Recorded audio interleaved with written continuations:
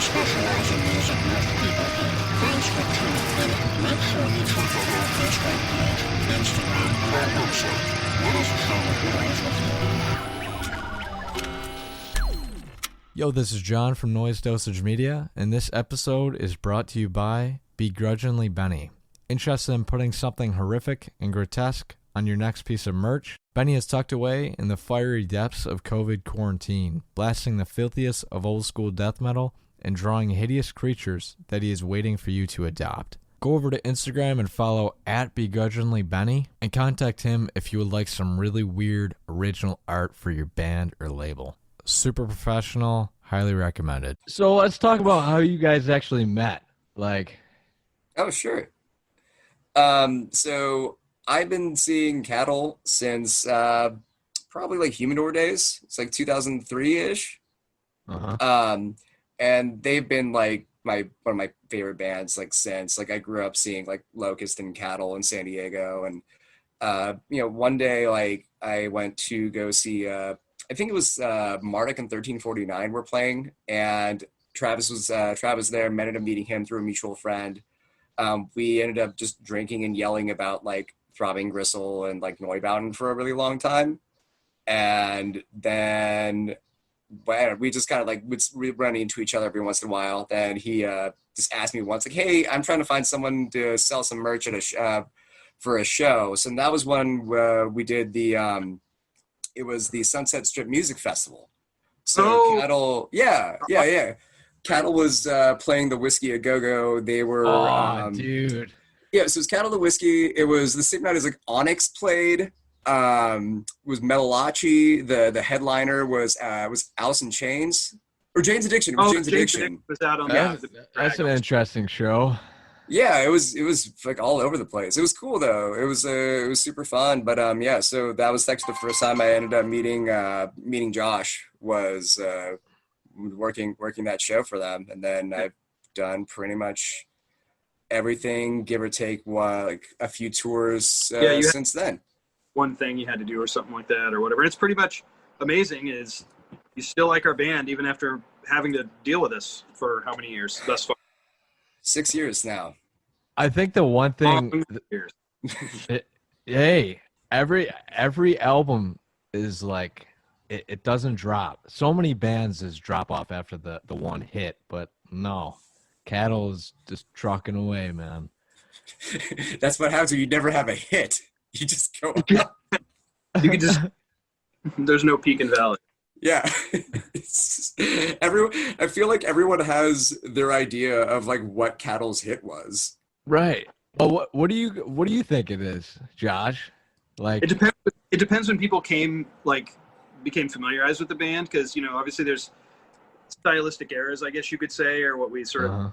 So there's people that are okay, my Cattle ceased to exist after Homivore, and then there's other people that are maybe we'll kind of go up through either Karma, Bloody Karma, or the Harvest Floor, and they're that's whatever period they idealize. And then there's people that are just oh, the last three. Everything else before that was whatever, but I'm a last super, which is whatever, fine for any of those eras. But I don't know, the hits are all based on those people's preferences, Right. And there's always people who ask to hear songs oh, do this song live, and it's that's a deep cut off Humanure. I somehow don't think it get played. Right. But who knows? Yeah. Hey, I saw you guys in Toronto with one of my buddies, and fuck, dude, that show is so good, man. I saw you guys in Syracuse and then Toronto. Oh, was it last year then? Probably. Yeah. Oh, okay. I was going to ask what era that would have been, but recently. Yeah, we drove over the border, and I got out and fucking I don't know if you know Jayhoff Films. He dropped this video of fans drawing the logo, and it blew up, and right when I got out of the car after 3 hours, I opened the door to him doing that. I was like, this is sweet. Fuck. This is awesome. But great show. Syracuse was the one where John Fishman came out, I think. Okay. I believe. Is that right, Ross? Was this Summer Slaughter or was this with yeah, Atheist?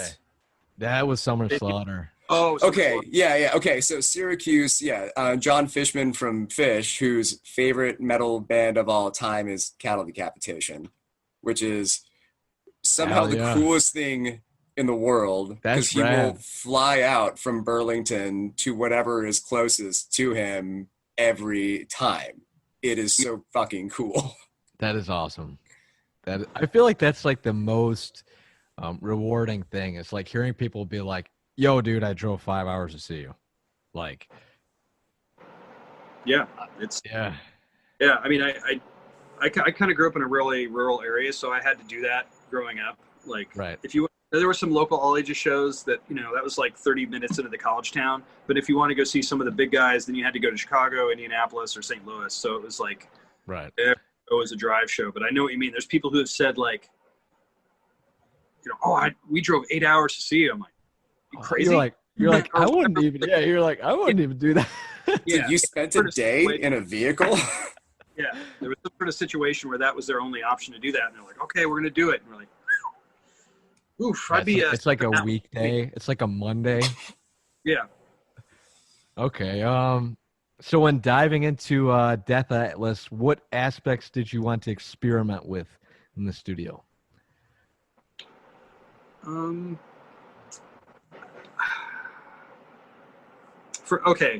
My own sort of what I wanted to experiment with is kind of like, I'm very much like, as far as playing goes, I'm not an effects guy. Like, so some people with these huge pedal boards or whatever. Oh God. And that's cool. But I've originally started out and tried to be someone who's like literally guitar, cable, amp, maybe minuscule amount of effects, more utility, switching, volume, than actual effects. But over time, like, I'll like read about stuff, effects, and I'm like, oh wow, that sounds like a neat toy. And then, I'll randomly order stuff, and sometimes it might just be a toy where it's like, well, this could not be incorporated in anything Cattle would do, or it's just like, well, that makes a neat noise, but what type of application can I have? So I'll acquire something, and sometimes it will actually be like, I'll write a part around it and bring it into, the room when we're trying to write or, discussing parts, and be fiddling with it. And, say Dave perhaps will be like, oh my gosh, what is that? Do that again. And I'll hopefully try to remember what I actually did instead of playing it incorrectly or whatever. And I'll do it again. But we got to use that for something. So I think at that point in time, like, and this has happened in the past several albums, I'll kind of like have sort of like layering ideas, I guess you could say. And then it doesn't demand an effect necessarily, but sometimes that'll enhance it or like add this other sort of element to things. And then it'll be kind of a creative jumping off point for, parts in other songs, or like developing that song more completely, or really sort of solidifying like a melodic or a layering kind of element to that. So now I watched your like documentary video, and you had the high watt. Yeah. Do you quad track? We did certain parts, like the heavy, chunky stuff. We have both of us did the 2 takes each, or 2 passes each. Okay. And I think we doubled each person doubled their parts, but I don't know. Don't quote me on that. But okay. I think usually, like, if it was just me in the past, I would have done doubled everything, and then that's it. But I'm just think if Otero had each one of us do like 2 passes each. Yep. That's terrible. That I've tried to, recording is like, my mind is. Yeah, you're just like, play me the click, let me play it, you do it. Yeah, do it until I'll do it until it's right, and then next riff, and so on and so forth. But now, you said that you're kind of over the boards and stuff. I'm trying to sell my Axe effects because of that. Like, I'm so like I want to limit myself. Like, I have an angle. That's it. That's all I want. Yeah, I mean, my personal, like, I don't know if it's a philosophy or anything like that, but like my practice, I guess, is, I mean, the more options I get option paralysis. So if I was to have like an effects rack or whatever, taking any sort of tonal preference or like, tubes versus solid state out of the equation, it's like I would probably spend more time trying to get whatever tone I'm looking for and constantly tweaking parameters and all that, was with an amp. It's just like, okay, here's the amp. I love the sounds I get out of this. Here's my options. There you go. Done. It's Right. like limited to that.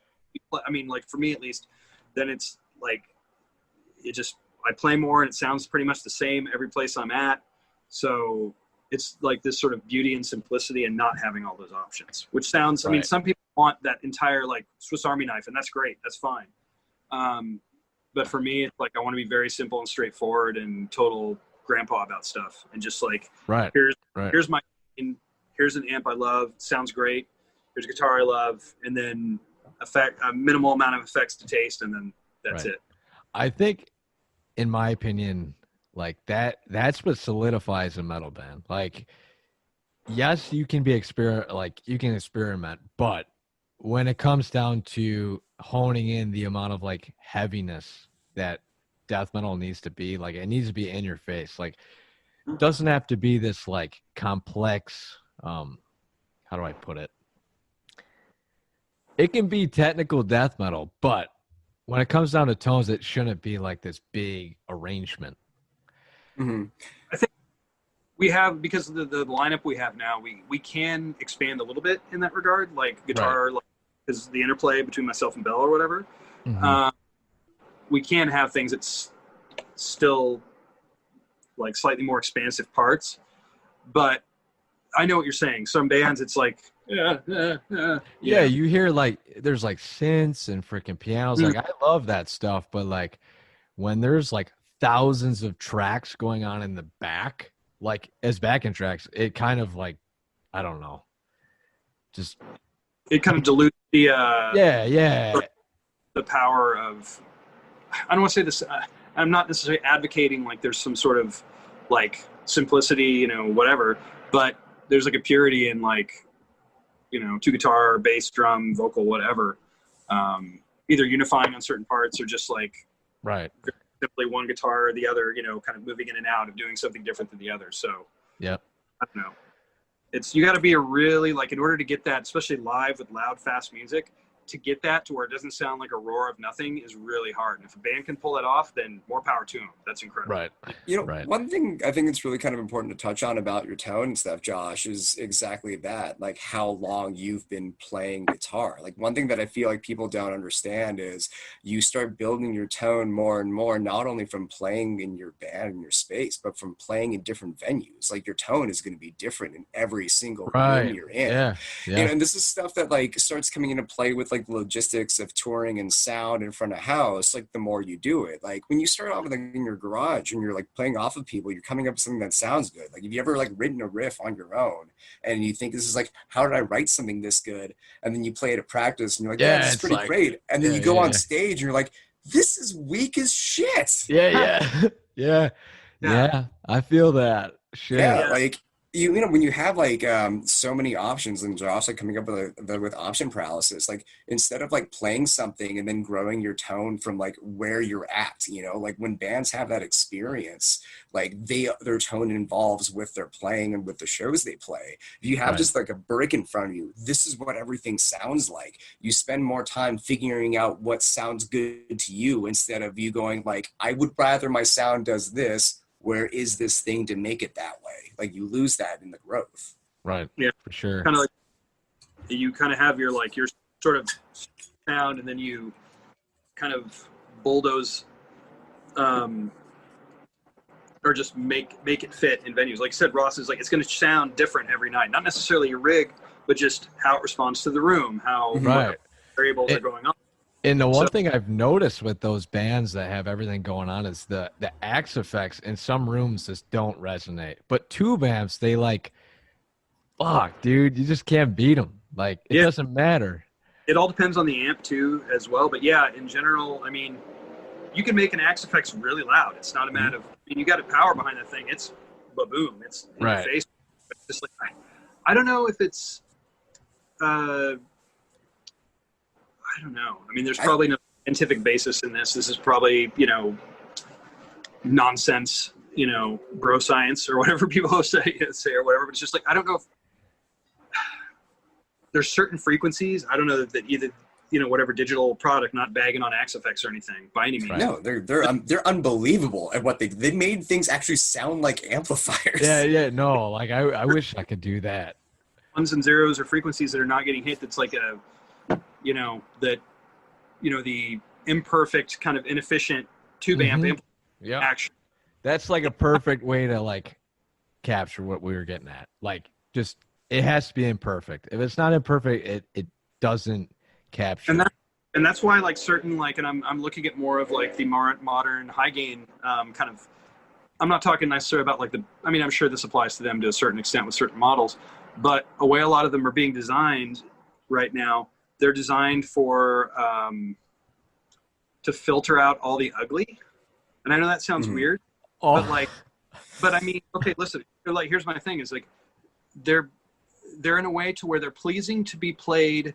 If, say you're playing alone, there's a lot of people who may not be in bands, but those are the people potentially, maybe they're career people, they're IT people, or they have some sort of like income where they can afford to like buy the amp flavor of the week or whatever. But they're playing, maybe loading clips online, maybe recording by themselves, or just playing alone in their basement. So, when you're doing that, like there's certain frequencies that, traditional amplifiers emphasize that are really, they're not pleasant when you're playing by yourself. It's like, that's harsh, or, that's this frequency, which I can't dial out or whatever. So if you're playing by yourself, it's not a desirable thing. It doesn't matter where you turn the knobs. There's something there that just cuts or pushes you in a way that's unpleasant. Whereas, it's like they're selling amplifiers like that, which is fine. But when you get those amps in a live context, all of a sudden you can't hear yourself. Right. And you're like, well, that thing's becoming almost too smooth and too refined. Whereas, you have I'm not advocating for like, brands A, B, and C that are old classic standards, but I mean, there's a reason like by themselves, they're like, that's kind of gnarly. I mean, I like how it sounds, but then you get in a live situation, boom, you are right in the mix. Right. It's beautiful. And you're like, okay, because these amps were made to be used as performance instruments in a live situation. Right. And so when we're talking about like the synthesized instruments and all that, when we get to a higher budget is when we fix that problem too. So if you're bringing in everything digital, let's say like Axe specs and everything like that, if you're in a venue, like a much larger capacity venue with the sound system that is there to accommodate that kind of synthesized sound versus like amplifying acoustics, like, you have these massive stadiums that will be able to do both those things really, really well. So that part doesn't matter because of all the money pumping into it to fix those problems. But you're bringing in like, like synthesized sound into, like a venue that's like a 200 person capacity. If you don't have the equipment yourself to back it up, if the venue itself doesn't have that kind of sound system to compensate for that fucking 100-watt amplifier would have done you way better. Right. Yeah. I mean, it's like if you have a big system and you have front of house people, have Axe effects, have Kemper, have 11 rack, have whatever you want, or regular amps, whatever you want. You're gonna get what you want out of it. Perfect. That's great. But I don't know. It's just more fun. Amplifiers are more fun to me. So that's the comes down. I mean, people like what they like, and it's fine. There's no right or wrong. Imperfections. It's always right, but it's just just you like what you like, and I don't know. You have the versatility of modeling, great at your fingertips, great, and they've come from someone who owned. I actually just sold it not too long ago. A late '80s Digitech GSP 2101 that had like White Snake and Britney Fox and White Lion presets in it. So that's okay. Come from that level of, I don't say that wasn't modeling, but that level of, effects up to what we have now with the Kemper and all that stuff. It's night and day, Right.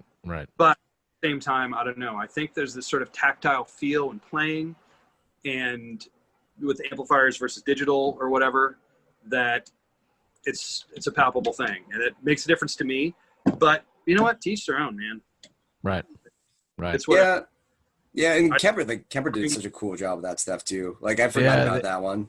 They I love the fact that they can like what do they call it? They get like what is the word? You basically set up a mic next to like my rig and they can like the recording modeling. Oh yeah. Yes. it basically reads the circuit and then there's a copies it. specific word I'm forgetting.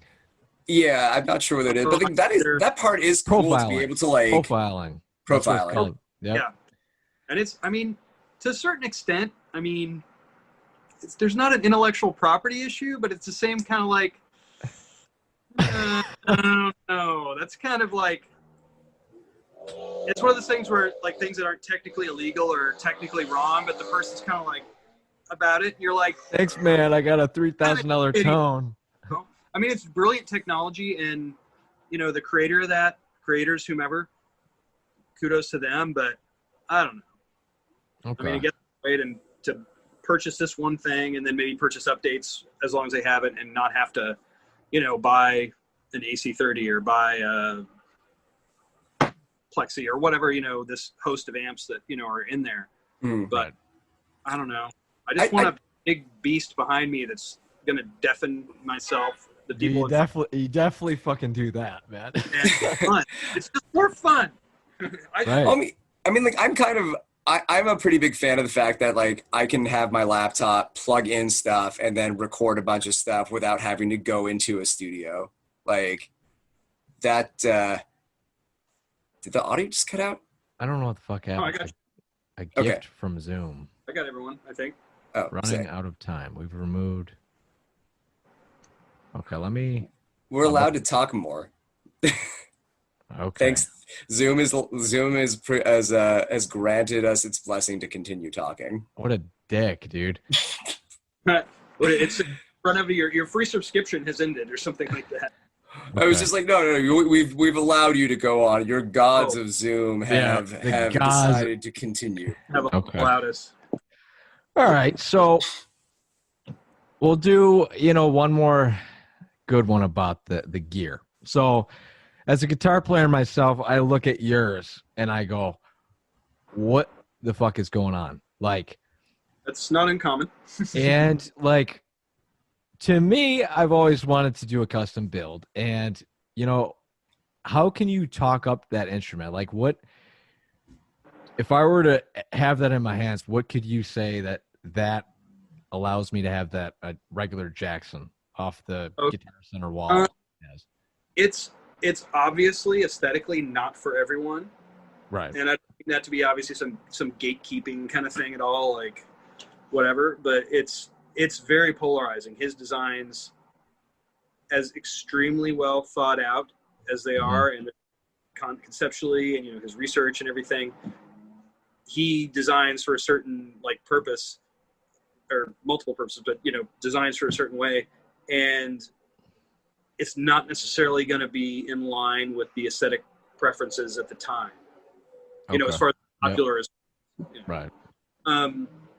Like he takes a lot of, you know, sort of Baroque or just like, you know, Renaissance era instruments as inspiration, and then marries that with his sort of more roughly hewn like stuff. I mean, he can do super gloss and all the stuff, but I think where it really excels aesthetically is just like it looks like someone hacked away at a stump and then Dude, I love it. Like, I love it. And got it all pretty and everything like that. And then, I mean, his fretwork is meticulous. His necks are great. He makes his own pickups as well. All his work is wonderful. It's just a matter of like, you know, if people want like a Jackson or ESP or Ibanez or something like that look, I mean, because obviously, as much as people want to downplay it and be like, oh, it's all about playability, it's all about tone. Yes, but I want something that looks cool, you know? Right. Well, the thing is, like, I feel like just the fact to say that you have like I don't know, like an instrument that nobody else has is just unique. I love it. Yeah. He builds, I'm talking about Sam Evans, owner, builder at Cardinal in Austin. You know, I think there's other, you know, decent amount, not a decent, but there's definitely other folks that, you know, are out there playing professionally with.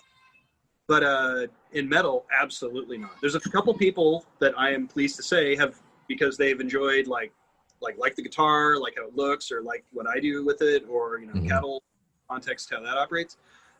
They've ordered from him. So he's made several guitars for, you either fans of the band or, you know, whatever. Right. So I'm super happy that he's gotten work and business from that. But it's not, they aren't necessarily in bands that play out or bands in general. They just like, you know, just want it for themselves. So I don't know how much it's doing. Like Metal Community, I'm the only one that has one, you know, as far as dude. I feel like that's so awesome. No, I love it. I love it. I mean, because it's always, I love talking about it, and I love people's interest in it. And it's one of those things where after shows, people are like, "What is that guitar you're playing?" Yeah. Pull it out and go, "Oh, here, you want to try it or whatever." I'm on a Zoom meeting right now. So, yeah, it's something I'll bring out and just, you know, it's like a conversation piece, you know. So Right. Really, You can go on about it all day. Yeah, exactly, and I enjoy that, you know. And so it's, you know, as far as, I don't want to say selling someone, but as far as convincing someone, it's what they want. I'm probably not going to be able to do that, you know, because I think at the end of the day, like their friends are going to be like, "Dude, I mean, why does it look like that? Wouldn't you rather have a guitar that looks like a Honda Accord with a neck on it?" Yes. So everyone's friend is Biff from fucking Back to the Future. No, I know, exactly. But it's just like they're like, what guitar is that shit? Yeah, what is that? What is that thing, man? I just actually idiot or whatever. Is that made of pennies? Is it copper? God. Right. Don't you know that that's conductive? It can be used for electrical wiring? Jesus. Yeah. Damn, that's exactly what they'll say. Now I think about it. That's actually kind of, yeah, holy shit. Yeah, I mean, but then you'll talk to other people who aren't metal people at all, but they might be, you know, blue, whatever other style, just regular rock and stuff, and they will absolutely be like, not my style, because they're, you know, they're regular guitar players are so like, there's this like, in order to be taken seriously, you have to like subscribe to certain like, I don't want to say milestones or aesthetic stuff, to where like you you know, you roll up to say you're trying out for a band or you roll up for something, it's like, will you be taken seriously if you don't have a black flying V or a Warlock, or if it's metal, or, you know, like a Jackson, or if it's regular music, a Strat or Les Paul or like an SG or whatever, like you're gonna roll something like that and people are gonna be like, "Is he joking?" You know, just because it's not this sort of thing. Right. No, guidelines. It's like thrash people wearing like the high tops. Like you have, if you're a thrash band, you have to wear high tops. Yeah, I mean, it's like, I mean, there's plenty of builders out there that are doing really interesting stuff right now, and I don't mean necessarily like ridiculous, like kind of art pieces that just happen to be a guitar as well. But I mean, there's some of those too. But just people who are just really getting out there as far as aesthetics and design wise, and I absolutely appreciate that, you know. And Sam's one of those people, and I've had that relationship with him where it's like, you know, even if we don't talk about guitars or anything, I could talk to him and call him and talk to him for 2 hours about whatever. And that's the type of relationships I like to have. You know, obviously I use Diodario strings and I have a deal with him, but I'm not going to call up the Diodario guy and blah, blah, blah, because there's 8,000 other endorsees or whatever that they have. Right. And that's something that's made by a machine, you know, whereas Sam sits there and sands everything and carves it all and everything like that. So there's that personal sort of connection there. Really, if I can have things that I use, I enjoy having that kind of, you know, that type of product that's made in that way, and then having that type of relationship with the builder. So, you know, with him, it's, you know, it's one at a time. You don't get bumped up in the line because you're, you know, more important than, you know, quote unquote, as the else in a regular customer. It's like, "Oh, you talked to me on this date? All right, bud. Talk to you in 6 months," or whatever, you know, his thing is. So just, you know, there's times when I'd be like, "I'd like my guitar or whatever," but I appreciate and respect the fact that he's has that philosophy, and that's fine. So, there is no like popularity contest. No, it's okay. You talked to me on such and such a date. So-and-so's deposit went in on this date. Okay, you know, but yeah, I mean, his work is fantastic, and it's just his attention to detail is incredible, and it's like maybe not everyone's aesthetic sort of deal, but I've had a lot of like regular like metal posts that go, can I play your guitar? I'm like, oh sure. What are people we've been on tour with, and they'll be like, this thing is awesome. I would never play this thing. Yeah, it's like, oh no, I get it. That's fine. But it is an amazing guitar, and it's like if it speaks to that individual person, then fantastic. Yep. I would love for him to have as much work as he wants, but for me, as far as like it's cool that it's kind of under the radar. I've had him. We're in talks on two other guitars for him. One's a complete custom for both like a non-standard body shape for his for Cardinal and a non-standard headstock shape for him. So that's down the road. And then another one is basically one of his existing body shapes, but it's a different headstock too. So, we're kind of in talks for that. But because of COVID right now, a lot of his wood supply is at his dad's house in Houston. So he doesn't want to kill his parents. So he's kind of being a little bit like getting in that stuff. So, he's kind of on hold for that, but he does have a sideline of like, he calls it Old Redbirds. It's like his sort of, I don't want to say subsidiary, but another thing he's doing, which is basically him buying up like old K or Harmony guitars from like the 60s and completely redoing them, updating the hardware, repainting them so that these incredibly nice playable instruments that just happen to be, 40, 50, 60 years old, So that's kind of keeping him having some income and, busy and everything like that. Right. Yeah. I'm just looking forward to, when he can get back on his other stuff. Version 2? What about version 2? Are you gonna make another of that guitar? Of the complete custom thing? Yeah. No. The other one is going to be like, it's kind of as a pre-existing one of his body shapes, but the headstocks be kind of almost like the test, like these. Let's see how this ends up looking in real, real life for the original custom. So it's, we've exchanged multiple emails on it and everything like that. So it's just a matter of when that is going to be available. But I already have. I have the two Cardinals that I use all the time, or the one that the copper top that is what I've been playing for the past like 7 or 8 years. So. Right on. That around, but yeah, it's like just to go back. The baby, and it's not going to change, huh? Yeah. Well, Yeah, that's true. It will always be there. Baby. It don't matter if you make another one. It ain't going to be the same one. Yeah. The funny thing is with the second one, like the first one I ever got was in 2011, and that was the one where I like, okay, I want crazy wood. I want this to be this showpiece kind of thing. And it's an amazing guitar. What made me fall in love with the stuff.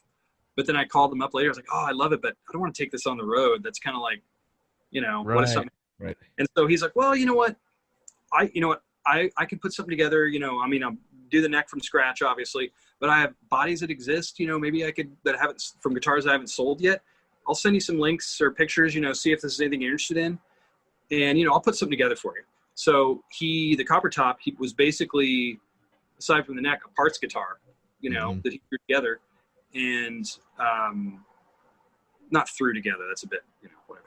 But compared to like completely building everything.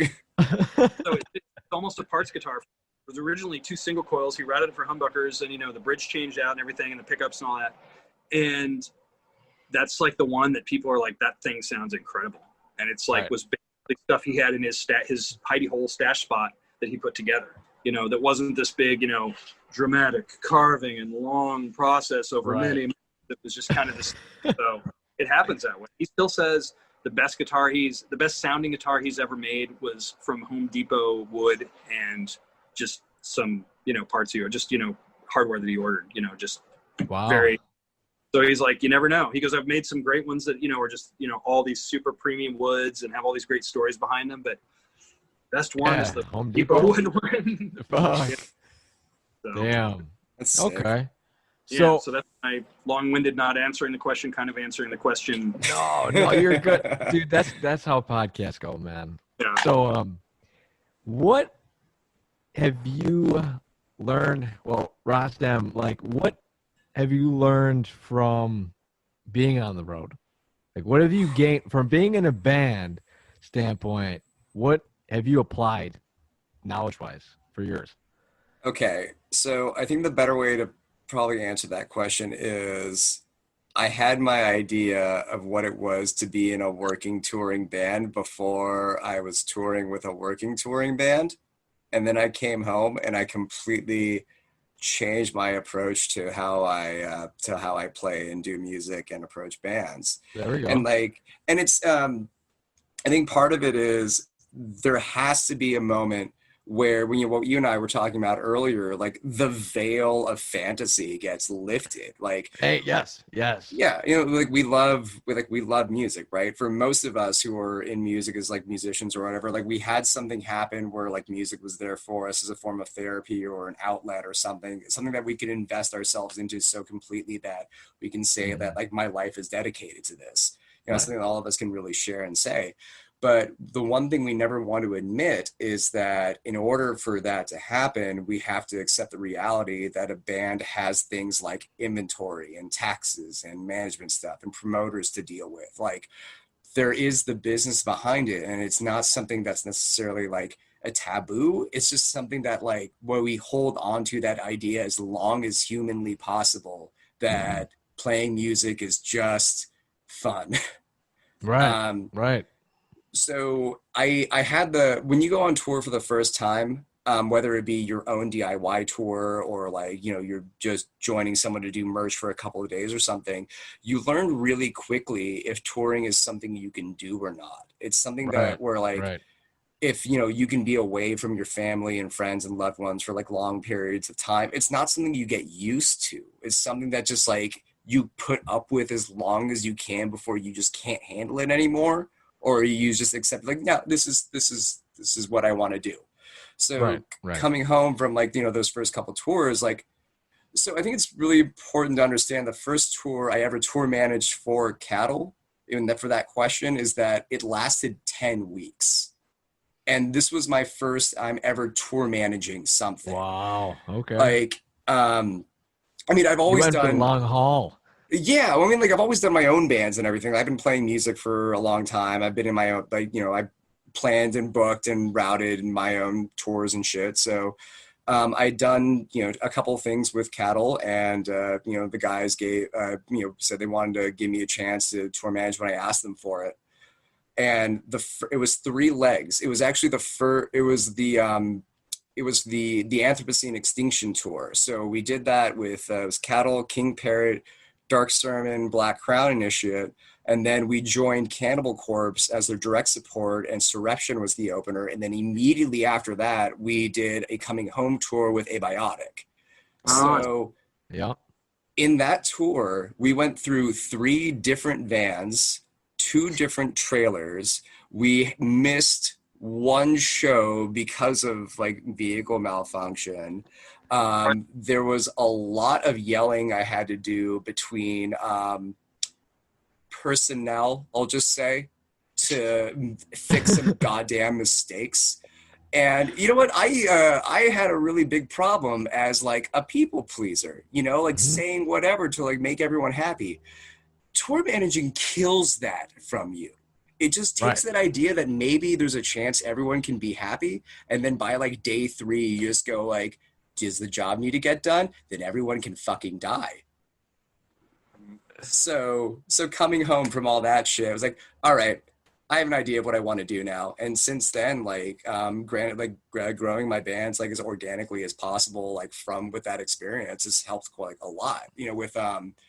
With ours, we are as active as we can be. There's schedule conflicts, other bands and stuff that kind of come into play that, when we play, we make it like kind of more of like a special occasion, and that tends to work well for us. Yeah, that's probably better, Yeah.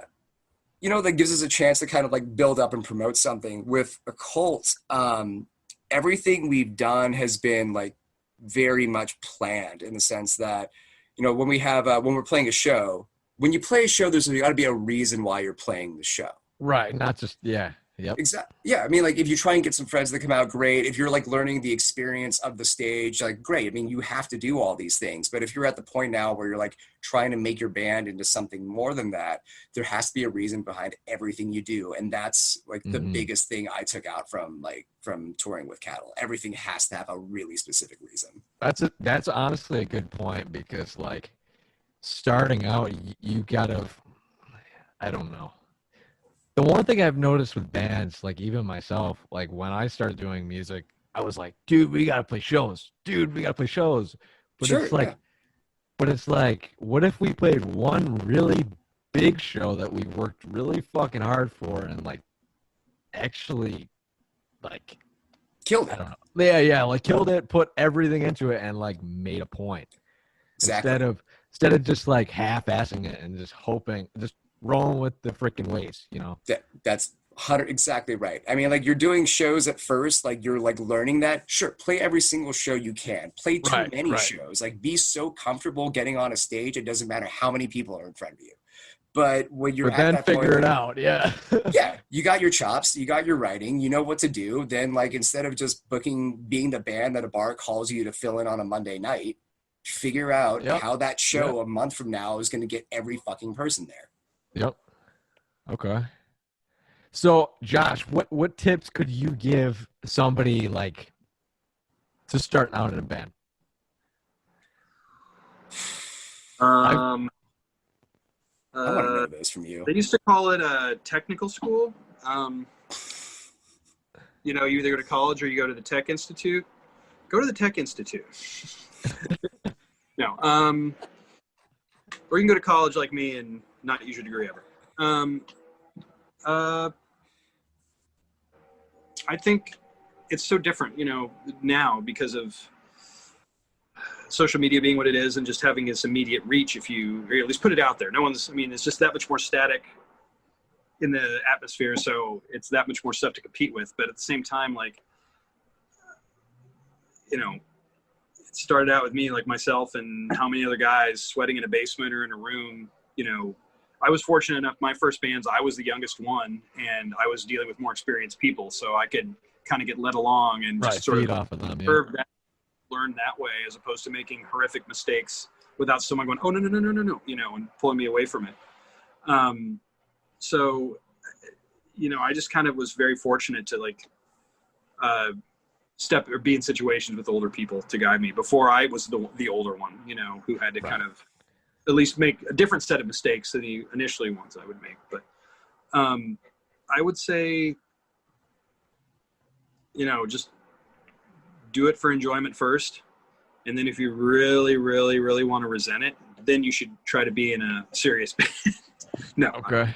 But just be prepared that there's going to be a lot of stuff that's not even remotely related to playing music or playing your instrument that you're going to have to deal with, whether that's, you know, legal stuff or, you know, if you're on the road a lot, like comfort, emotions related to that, you know, if you have people at home, relationships, whatever, it's going to, even if you don't think it's affecting it, it's going to affect it, you know? Mm-hmm. So it's something that you just have to, you know, if you're that dedicated to either, you know, a particular band or just being a musician or touring or whatever, it's something, it almost has to be a child, like in your life. That has to be an extremely like central point in your life. You know, you can't really half-heartedly go into it and expect to achieve the results that you want. You know? Right. So what you're saying is like, you got a roadmap. Well, if you want to do this thing, you have to figure out what's the best way to do it. Yeah. You just have the you just have the personal drive that's there, and, you know what your threshold is as far your you know, parameters or, you know, boundaries, I guess, whatever you want to say on, I don't want to say what you'll put up with, but what's like what personally you allow to, how much you let this sort of, you know, beast with a mind of its own, which is the band or being on the road or whatever, how much you're going to let that reflect upon your personal life and dictate how you operate. Right on. Know? So I'm not saying to like, I'm not trying to poo-poo it and, you know, be like, hey man, it's a uphill battle and it's, you know, only the strong survive. I mean, I guess it is, but, you know, if you love it enough, whatever you're doing, whether it's your instrument or the band or the music or everything like that, you'll find a way to make it work. And that can coexist with family, relationships, kids. I mean, exponentially harder with children or whatever if you're going to do that. But just like, you can make it work if it means that much to you, you know, and hopefully you'll have people in your life supportive of that. Yeah, and then you can be a musician in different ways too. I mean, like, just because, you know, some people want to be touring musicians, some want to be songwriters, some are just like, I just want to be really good at the instrument, not write anything, and just tell me what to play. Like, there's so many different ways to do it. Right. Touring is obviously not necessarily the be all end all for anything. That's just one thing. Yeah, if you want to be a good musician, you want to be just great at your instrument, you want to write songs. Release an album like every month, like Buckethead. Oh yeah. My God, but he's a freak of nature though. That guy is unreal. Yeah, I mean, there's so many ways to do it now. You know, I mean, I was only speaking from like a touring sort of standpoint, but there's a million ways to achieve happiness in being a musician. So, you know, if it's in your heart, then go for it, you know? All right. So this is my last question to you. Mm-hmm. Kind of a vague one, but I'm curious. It's off the books, but I'm curious. So individually, how would you define success? Ross? Do you want me to answer this one? Yeah, you go first. Okay. Success within the music industry is being able to live and do your job, like, and you doing what you want to do. Like, that's the actual success. Like, if so I've been in IT for like 18 years last year, and I've been tour managing with Cattle for like 6 years, and that's been a very like gradual process where like I would save all my vacation time and then go out on the road, you know, because I'm learning how to do this job, and the only way to do it is by doing it. Right. You know, at one point, like, like the first tour I did with you guys was in a van, and then now we're in, you know, what's called a bandwagon. It's like a cheaper version of a bus, and it's way easier to get around and stuff. Like, you know, like we did, you know, these small small venues up into like these really big places. And because of like, you know, like the hard work the band has done, like, the touring got so demanding that I actually had to leave my job. It's like I had to make that choice. Okay. And, you know, this year we're supposed to be out like all year. And to me, that means like I'm successful within it because I've now been able to make a career based off of doing something that I really care about. Right. You know, and Josh, I know you're in a similar position where, like, you know, the band has gotten so much work that you're just more dedicated to the band now.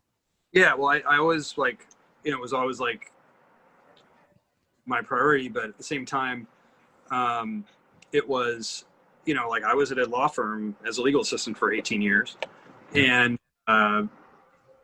it just so happened that there was some changes there in, you know, like structure and management and everything like that.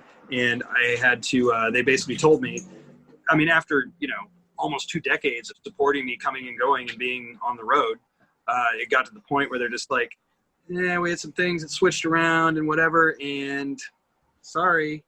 And I was like, wow, I'm surprised it lasted this long. I was expecting 10 years ago to hear this, but so I was just fortunate. And then I've been able, I think that was April or May 2019, to just be able to just do the band. You know, I did some side stuff, you know, everyone, you know, make ends meet, all that stuff, but that is my primary thing. And just kind of want to echo what Ross said, as, you know, if your success is like, okay, you can just do this, you know, that's not going to last forever. So it's like, enjoy it while you can, and then hopefully make choices that kind of further on down in life don't bury you financially, and you just kind of have a backup, and then you're boom, you know, that's what I would consider successful, you know. Yeah, have that.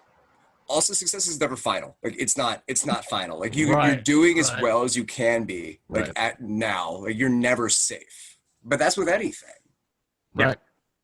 Correct. That's perfect, man. Like, that question, I don't know, it just rings because, like, I feel like nobody asks that in interviews. And I feel like that's, like, the most important thing, because it's like, why do you do what you do? You know, like, what musicians, I feel like there's a wide range between doing it to play in front of people or doing it for yourself. And figuring that out about a person is, like, kind of interesting, because then you, how do I put it? it's intimate. It's a personal it's a personal reason behind it. Right, for sure. Yeah, like with the reason, like, so my last position in IT was like a dream, right? Like I got into computers and like so I've been in fucking ridiculous computer shit for a really long time, and I got into it because when I was a kid I saw hackers and I thought that was the coolest thing in the world.